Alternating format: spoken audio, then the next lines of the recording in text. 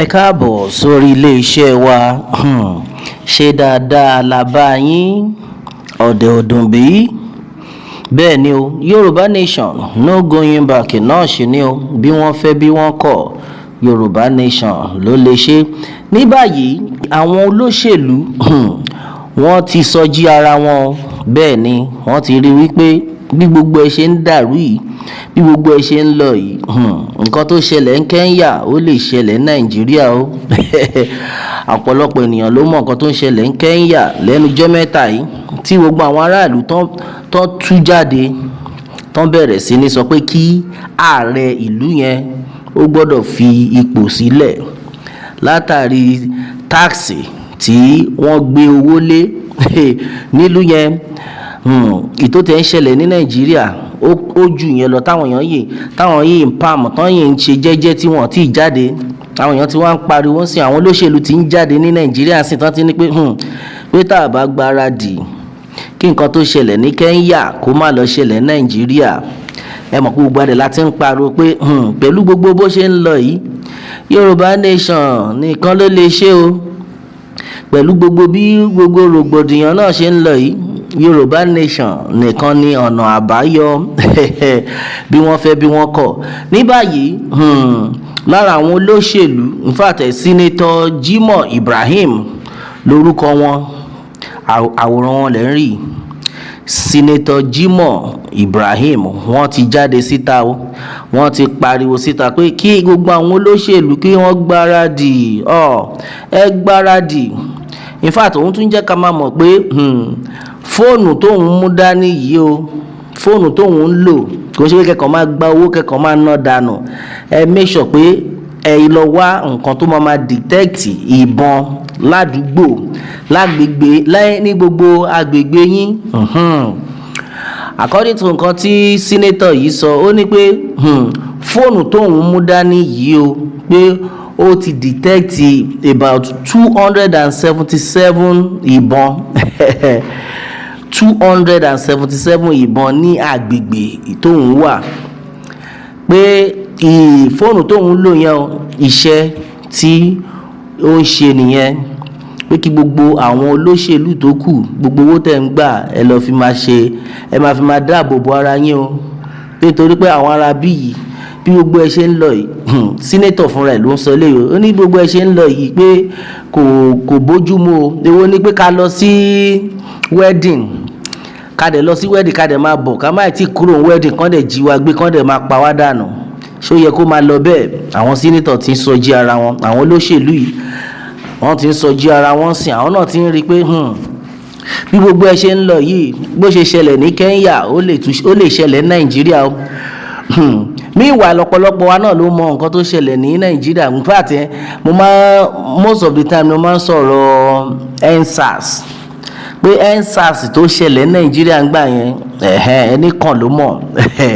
Ẹnìkan ló mọ̀. Àwọn èèyàn tú jáde, àwọn ìjọba gan mọ̀ pé àwọn èèyàn bínú tán. Kọ́ máa lọ máa rò bí ẹ̀rù ń bá àwọn èèyàn. Ó níbi tẹ́ máa ti àwọn èèyàn dé sìn, àwọn èèyàn wọ́n máa tú jáde. Irú nǹkan tó ṣẹlẹ̀ ní Kenya tí gbogbo wọn tú jáde pé pé ààrẹ wa yìí ó gbọ́dọ̀ kúrò lórí àlééfà, pé ìyà tẹ́ ń fi jẹ wá ti pọ̀ jù. Nǹkan tó ṣẹ̀ṣẹ̀ ṣẹlẹ̀ ní Kenya nìyẹn o. Ní báyìí ọ̀pọ̀lọpọ̀ ènìyàn ló ti pariwo síta pé bó tiẹ̀ wá da, gbogbo àwọn olóṣèlú sìn, gbogbo wọn ẹ̀rù ti ń bà wọ́n pé nǹkan tó ṣẹlẹ̀ ní Kenya yìí, àwọn ọmọ Nàìjíríà máa ń bínú. Ẹ sọ pé kíní yìí ò ní ṣẹlẹ̀. Gbogbo wọn ti wá ń sọ̀rọ̀ síta díẹ̀díẹ̀ sìn pé a gbọ́dọ̀ jẹ́ kí kíní continue báyìí o. Pé a gbọ́dọ̀ jẹ́ kí gbogbo rògbòdìyàn tó ń lọ ní Nàìjíríà yìí kó continue báyìí o. Pé kéèyàn dẹ̀ jáde pé ó tẹ̀ fẹ́ lọ sí party o, kó máa bọ̀, kán dẹ̀ jí ẹgbẹ́. The next thing kó tó mọ̀ nǹkan tó ń ṣẹlẹ̀, wọ́n á náà ti pa ẹni náà. Ṣé bá ṣe fẹ́ continue rè? Nísìnyí lójú ogun ẹ̀ṣẹ̀ là. Nísìnyí gbogbo ẹ̀ṣẹ̀ rí nǹkan tí àwọn mẹ̀kúnnù ń sọ. Kò tiẹ̀ sí wàhálà, ẹ má worry. Àwọn èèyàn ti ń gbáradì fún gbogbo wọn báyìí. Pé bóhùn yín o, kẹ́ sọjí ara yín o. Bóhùn yín, kẹ́ má sọjí ara yín. Yorùbá nation sẹ́ẹ̀, a gbọ́dọ̀ gbà ni. bí ẹ fẹ́ bí ẹ kọ̀ a gbọ́dọ̀ gba Yorùbá nation. Nǹkan tó tún wá ṣẹlẹ̀ ń sìn rèé o, ẹ̀yin èèyàn wa kí everybody sọjí lókù báyìí. Yes, so my brother, my sister, this is another one that is reaching us still on the matter. Yoruba nation no going back. Exactly what it is. Exactly what the people are talking about. Yes, so onto this one of the Nigerian senators have come out and he has expressed his feelings about what is going on. He has made it clear that there is a phone he uses. In fact, his phone, a sophisticated phone at that his phone has detected about 277 nearby Ibon during plenary session. Bẹ́ẹ̀ ni o, Ibon la máa pè lórí platform tàwa Ibon náà ni. Oyè yín bẹ́ẹ̀. He's made it clear that his phone detected about 277 nearby Ibon during plenary session. According to him, in his remarks, his remarks was a contribution to a motion raised by Senator Ali Indume of Borno South over the recent bombing in the northeast state. And meanwhile, a serving federal lawmaker, Jimoh Ibrahim, has claimed that his mobile phone detected over 277 Ibon grants the Senate chamber, meaning around the Senate chamber. That's where his phone detected those 277 Ibons. Now, according to him, Ibrahim mentioned this on Wednesday during the plenary session while canvassing for the immediate integration of technology into the fight against insurgency and terrorism in the country. Well, according to him, in his remarks, it was a contribution to a motion raised by Senator Ali Indume of Borno South over the recent bombing in the northeast state. According to the statement, I quote, "I don't want to take much of your time, but I will say clearly, it costs nothing for the intelligent army to get devices in their phone to know where these notorious criminals live." According to nǹkan tó ń sọ ni wípé kí gbogbo àwọn ẹlẹ́ṣọ́ ààbò tá a ní pé kò sí nǹkan tó le jù tí wọ́n bá ní àwọn application tó nínú fóònù wọn tó lè detect ibi tí gbogbo àwọn ọlọ́ṣà yìí wà.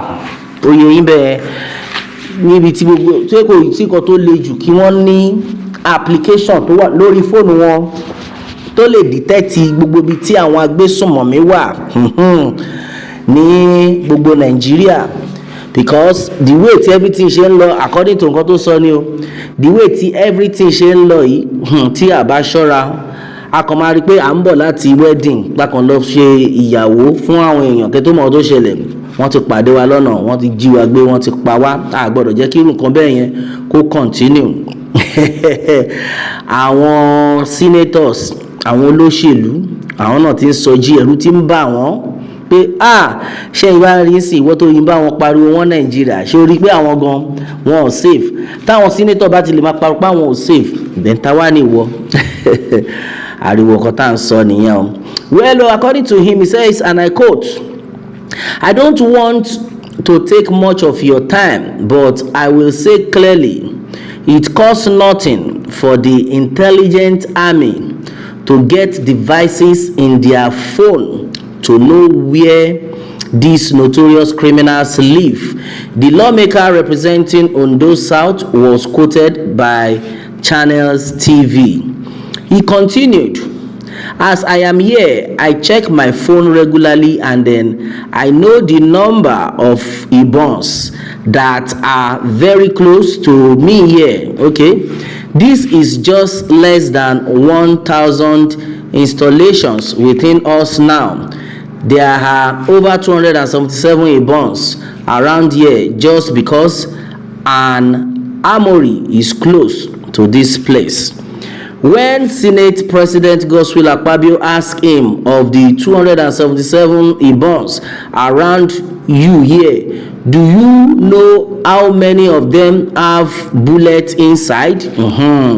Wá béèrè Senate President wá béèrè lọ́wọ́ pé eléyìí tó sọ pé ó ní pé fóònù ẹ̀ detect about 277 ìbọn ní gbogbo agbègbè tá a wà yìí, ṣé èwo mélòó nu wọn ló wá ní ọta nínú o? Nǹkan tí Senate President Godswill Akpabio wá béèrè lọ́wọ́ senator yìí nìyẹn o. Òun that means òun gan ti ẹ̀ ní òun gan ní device yẹn, but senator yìí ó ní láti Ondo tó represent Ondo, àwọn ọmọ Yorùbá agbọ̀ngàn. So now ó wá béèrè pé kí nínú gbogbo àwọn ìbọn tó ní pé ó discover pẹ̀lú fóònù ẹ̀ yìí pé mélòó nu wọn ló ní ọta nínú nǹkan tí Senate President wá béèrè lọ́wọ́ Mayere. Okay, now when Senate President Godswill Akpabio asked him of the 277 Ibons around you here, okay, do you know how many of them have bullets inside? And the lawmaker said, since there was an armory close to the National Assembly, the senators were safe. All right, and meanwhile, the lawmaker emphasized the need for the military to use technology in the fight against insurgency. So, according to his statement, I quote, "So what I am saying, we can use technology just like distinguished Senator Ndume had said, to deploy technology rather than using soldiers," he said. And then he continued by saying that, "I want to say very clearly that the military should stop using unconventional strategies to fight insurgency in Nigeria. There is a distinction between unconventional and then conventional strategy. We need to use conventional strategy to fight unconventional war. Boko Haram is an unconventional war," Senator Jimoh argued. All right, my brother, my sister, this is exactly what is actually reaching us right now. My brother, my sister, as it stands, all the senators, all the politicians, they are now seeing what the masses are seeing. Now they are protecting their own lives. Àwọn gan ò fẹ́ kú, bẹ́ẹ̀ ni kò sẹ́ni tó fẹ́ kú. Now Nigerian Senator Jimoh Ibrahim had made it clear that let all our security personnel, let them install that device that can detect where all these criminals are hiding, because we cannot open our eyes and allow Talubo to enter. My brother, my sister, this is exactly what we are talking about. Yoruba nation is the only solution. No, remember what that man of God said. He made it clear that as far as this country is concerned, either you like it or not, the only solution is either they divide this country, or there is a regional government in place whereby each region will be controlling their resources. That's the only way there can be freedom in this country. Baba God, now your hand with it. And as it stands, everybody is now of the opinion that it's better divide this country so that there can be peace, so that lives can be saved. All right, and then on to what this senator has said. A lot of people do have actually reacted though. Yes, according to Edward, he made it clear that yes, of course, because you guys have compromised with APC to mess up Nigeria, you have all by innocent people and then will sleep no more. Don't worry, the main tsunami is visiting soon. Okay, now according to Ikechukwu, so every one of them are aware that one day Kenya scenario will be replicated on them. They should continue impoverishing the people Those ìbọn can only kpai some of the youth, but it will be highly catastrophic on all the politicians. Ṣé ń gbọ́ bẹ́ẹ̀ yẹn sìn? Eléyìí ó ti bínú tán ẹni tó sọ̀rọ̀ sìn. Ó ní bí ogbọ́n ṣe wà yẹn pé kán má wọrí o, pé kán máa continue máa gbádùn ara wọn, kán máa yọ̀, kán máa bàlújẹ́, pé bọ̀ kán rántí pé táwọn èèyàn bá bínú tán pé bó ṣe nǹkan tó ṣẹlẹ̀ ní Kenya ó máa ṣẹlẹ̀ ní Nàìjíríà láìpẹ́ tó ń bá ṣọ́ra wọn. Gbogbo àwọn ìbọn tán rí yẹn kán má wọrí pé àwọn ìbọn tán rí yẹn pé most of àwọn olóṣèlú nìbọn yẹn máa pa, kán má wọrí. My brother, my sister, Yoruba nation is the only solution, either they like it or not. We have said it times to that number. No going back in all ọ̀rọ̀ yìí. Ọlọ́run dákun gbà wá. All right, my brother, my sister, this is exactly what it is. On to this one. What more can we say? Meanwhile, let me have your own take on this one, and remember to subscribe for more updates if you're just joining us on this channel for the first time. All right, thanks and God bless.